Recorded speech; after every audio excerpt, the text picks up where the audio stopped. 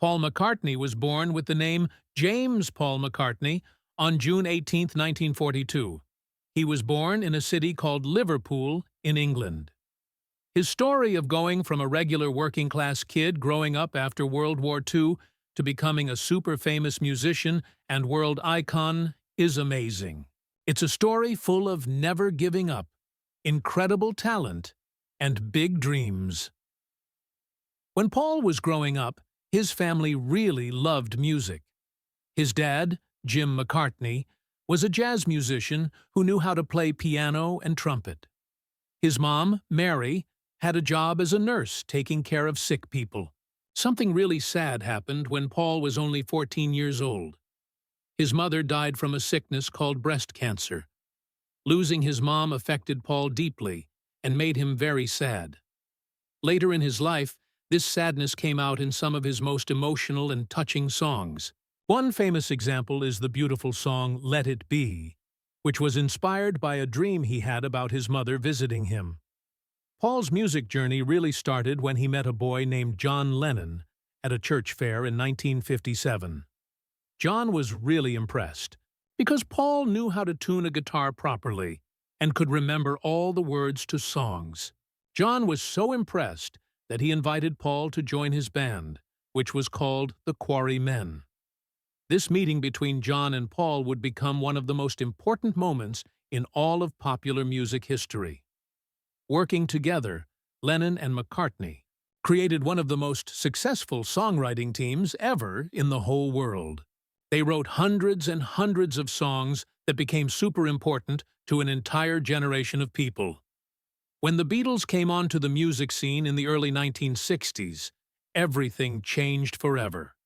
Their combination of amazing talent, cool personality, and new creative ideas completely changed the path of music history. McCartney played bass guitar for the band and was also one of the main singers. He played a really important role in creating their special and unique sound. His beautiful bass lines on the bass guitar, his voice that could sing in many different ways, and his natural gift for writing both soft, gentle love songs and exciting rock songs made him one of the most important members of the group that they couldn't do without. During the time when the Beatles became super famous and popular, McCartney wrote some of their most loved and favorite songs. These included Yesterday, Hey Jude, Let It Be, and Blackbird. Each song he wrote showed his amazing ability to mix beautiful melodies with strong emotions, which touched the hearts of listeners from all different cultures and all different ages around the world.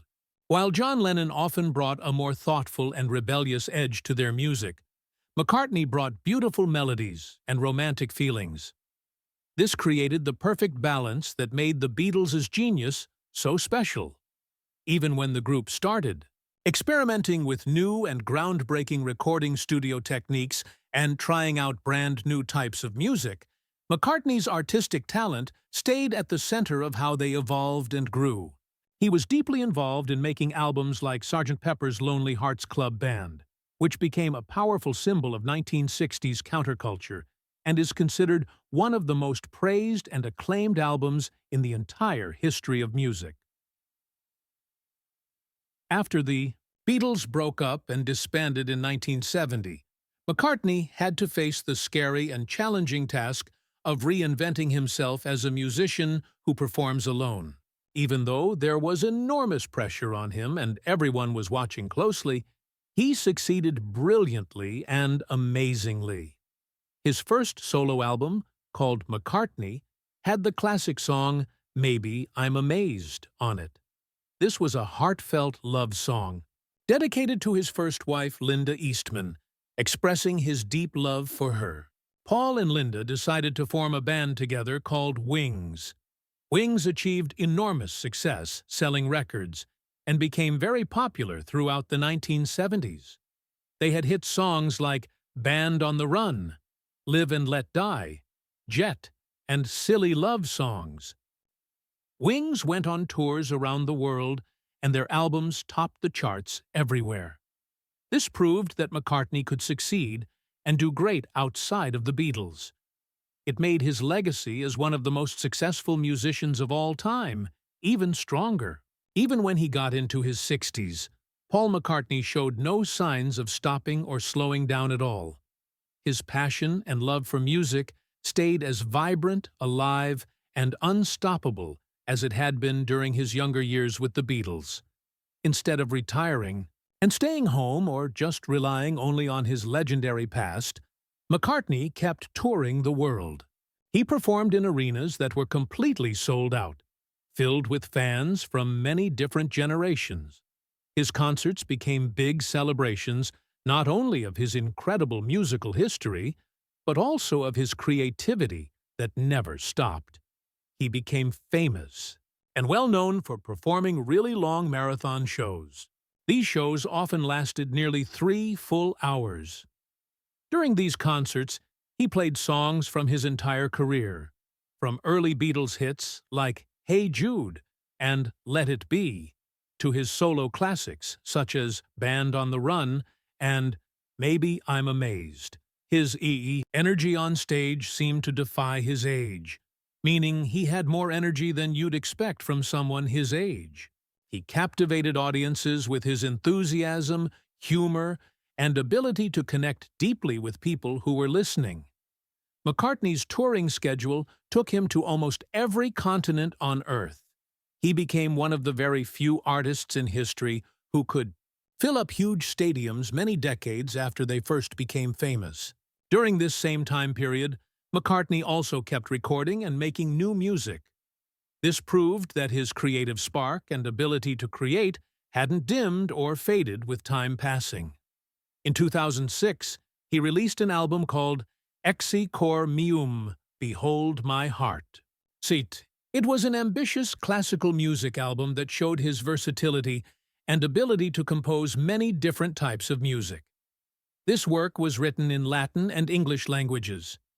It was a deeply personal project that was inspired by the memory of his late wife, Linda McCartney, who had passed away. The album was the result of almost 8 years of hard work and effort.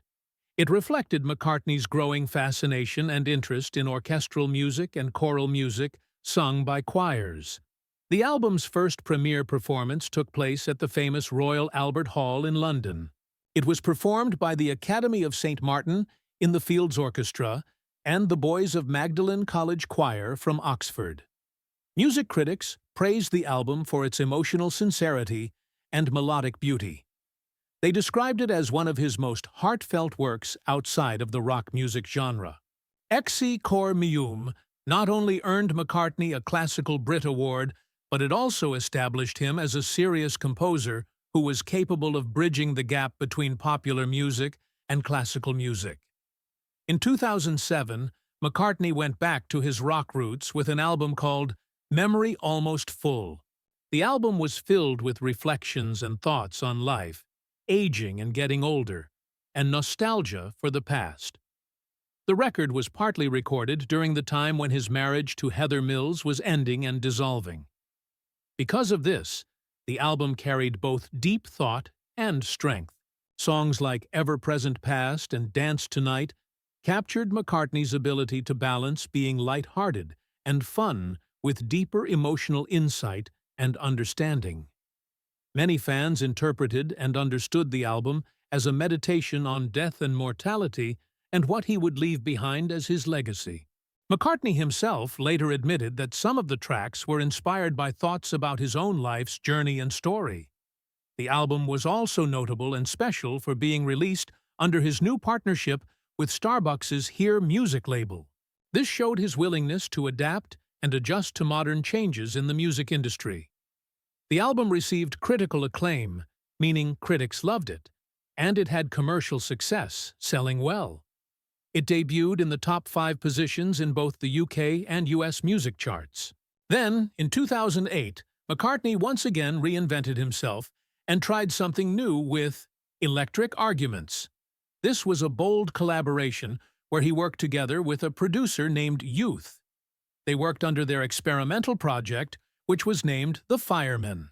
Unlike the duo's previous albums that were largely instrumental with mostly just instruments and no singing, Electric Arguments featured McCartney's vocals and spontaneous songwriting.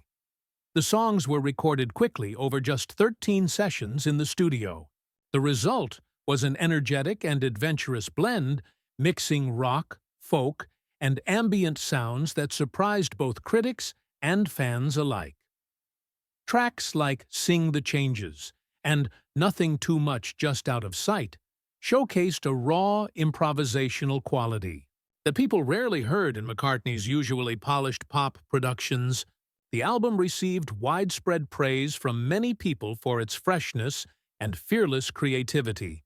It proved that even after more than 4 decades, which is over 40 years in music, McCartney was still willing to take risks and explore new artistic territory and try new things. Paul McCartney's marriage life and romantic relationships have been a fascinating journey. They reflect not only his personal evolution and growth, but also his enduring capacity and ability for love, resilience, and companionship through the different stages of his extraordinary life. Each of his marriages tells a unique and special story. From his deep artistic and emotionally fulfilling partnership with Linda Eastman, to the turbulent and highly publicized union with Heather Mills, and finally to the calm, mature love he found with Nancy Shevell. Paul McCartney's first marriage to Linda Eastman was one of the most admired and enduring celebrity marriages of the 20th century that lasted a long time. They got married on March 12, 1969, at Marylebone Register Office in London. This was during the height of Beatlemania, when McCartney was still a member of the world's most famous band. Linda was an accomplished and talented photographer and animal rights advocate who fought for animals. She had already made a name for herself as one of the few female rock photographers of the 1960s. She captured iconic and famous images of musicians like Jimi Hendrix, The Doors, and the Rolling Stones. Her shared passion for music, creativity, and nature instantly created a bond with Paul, and the two became inseparable, meaning they were always together. The McCartneys were famous for their genuine affection and down-to-earth family life. They often avoided the typical rock star, glamorous lifestyle in favor of raising their children. Heather, Mary, Stella, and James, in the countryside away from the city, together. Paul and Linda formed the band Wings in the early 1970s. They embarked on a successful post-Beatles musical, chapter that brought Paul hit songs such as Band on the Run and Live and Let Die. Linda's influence extended beyond just music. She inspired Paul to become a vegetarian, which means not eating meat, and an advocate for animal welfare, which means protecting and caring for animals. This led to the establishment of the Linda McCartney vegetarian food brand, which sells vegetarian food products. Their marriage lasted nearly 30 years until Linda's death from breast cancer in 1998. This was an event that left McCartney completely devastated and heartbroken. He described her as his soulmate and lifelong partner, often saying that not a single day goes by without thinking of her and missing her. After several years of grief and sadness and being alone, McCartney entered a new chapter in his life. He met Heather Mills, who was a former model and charity campaigner, in 1999 at a charity event. The two began dating soon after meeting, and their relationship quickly became the focus of intense media attention with lots of press coverage. They got married in June 2002 in a lavish and fancy ceremony at Castle Leslie in Ireland. Initially, at first, their union seemed to symbolize Paul's hopeful resurgence and comeback after the heartbreak of Linda's passing and death. Heather was known for her humanitarian work, particularly in campaigns supporting amputees, people who had lost limbs, and landmine victims. She did this work after she herself lost a leg in a 1993 motorcycle accident. However, their marriage was marked by increasing public scrutiny, with people watching them closely, and personal tension and problems. The couple had a daughter named Beatrice in 2003, but by 2006, their relationship began to unravel and fall apart amid allegations, media battles in the press, and bitter legal disputes and arguments. Their divorce in 2008 became one of the most high-profile and acrimonious, which means angry and bitter, separations in British celebrity history. Details of their private life were exposed to the press and made public. Despite all the controversy and drama, McCartney handled the ordeal with grace and dignity, remaining classy. He focused on his music and his role as a father to his young daughter. In 2011, McCartney found love again with Nancy Shevell, who is a businesswoman and member of the board of the New York Metropolitan Transportation Authority. Their relationship, in contrast and different to his previous marriages, was characterized by quiet stability and mutual respect for each other. Shevell, who was a longtime friend of McCartney's circle and a distant cousin of Barbara Walters, the famous TV journalist, shared Paul's appreciation for privacy and balance in life.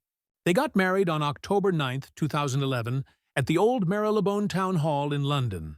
This was the same exact venue and place where McCartney had wed Linda more than 4 decades, or over 40 years, earlier.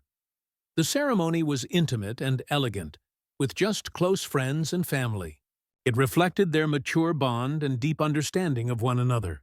Nancy, who had previously been married for over 2 decades, which is more than 20 years, before meeting Paul, brought a sense of calm and companionship that complemented his later years.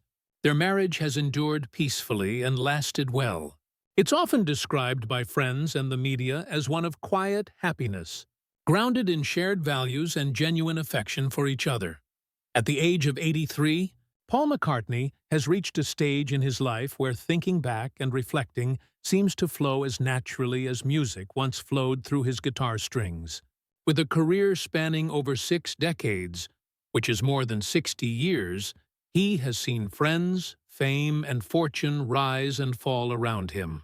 Yet few relationships have carried as much weight or as much unspoken emotion as the one he shared with George Harrison, his fellow Beatle. For many years, the public has speculated and wondered about the true nature of their bond and friendship. It was often clouded and covered by rivalry, pride, and the mystique and mystery that surrounded the Beatles. Now in his twilight years, meaning the later years of his life, McCartney has chosen to speak candidly and honestly. He speaks not with bitterness or nostalgia, but with the tenderness and gentleness of a man finally ready to tell the truth. George was like a little brother to me, McCartney admits, his voice softened by time and age. When we were young, I always felt protective of him, like I wanted to look after him. He was the youngest person in the group, but he had this quiet confidence about him. You couldn't push him around for long. McCartney recalls and remembers their earliest days traveling through Liverpool and Hamburg in Germany. They played in small clubs and lived off very little money, just pennies. During this time, George's shy smile and precise, exact guitar playing began to shape the sound that would soon conquer and take over the world. He was always experimenting and trying new things, McCartney continues. He'd find a chord that none of us had ever used before, and suddenly the whole song would change and become different. But McCartney also acknowledges and admits the tension and conflict that sometimes came between them. As the Beatles evolved and grew, creative clashes became inevitable, meaning they couldn't be avoided. Paul's perfectionism, wanting everything to be perfect, and George's desire for artistic independence and freedom often collided and clashed. I was probably too bossy, McCartney concedes and admits with a rueful grin, meaning a smile that shows regret. I had this vision of how things should sound, and sometimes I didn't give George enough space to express himself and share his ideas. Looking back now, I wish I'd encouraged him more and supported him better. He pauses, reflecting and thinking on what so many fans sensed and felt, but never heard confirmed. Harrison's frustration at being overshadowed, meaning being in the shadow of, by Lennon and McCartney's dominance and control, left lasting scars and emotional wounds. George had these incredible and amazing songs, like Something and Here Comes the Sun. And when I heard them, I realized he didn't need anyone's approval or permission. He'd found his own voice and style. In recent interviews, McCartney has been especially open about the final years of their friendship. When Harrison was battling and fighting cancer, the two reunited privately and got together again, putting aside old grievances and past arguments. We sat together for hours, just talking and holding hands. McCartney reveals softly and quietly. We didn't talk about the Beatles or fame and being famous.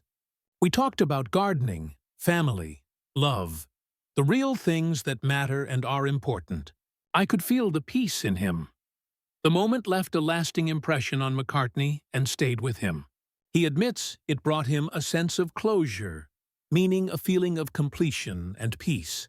When I left that day, I knew it would probably be the last time I saw him alive. But I also knew we were okay and everything was fine between us. There was nothing left unsaid. We had said everything we needed to say. Even now today, McCartney keeps George's memory close to his heart. He often performs the song Something in concert. He begins playing it on a ukulele, which was Harrison's favorite instrument. Then the band joins in and plays along. I can feel him there with me, Paul says with a gentle smile.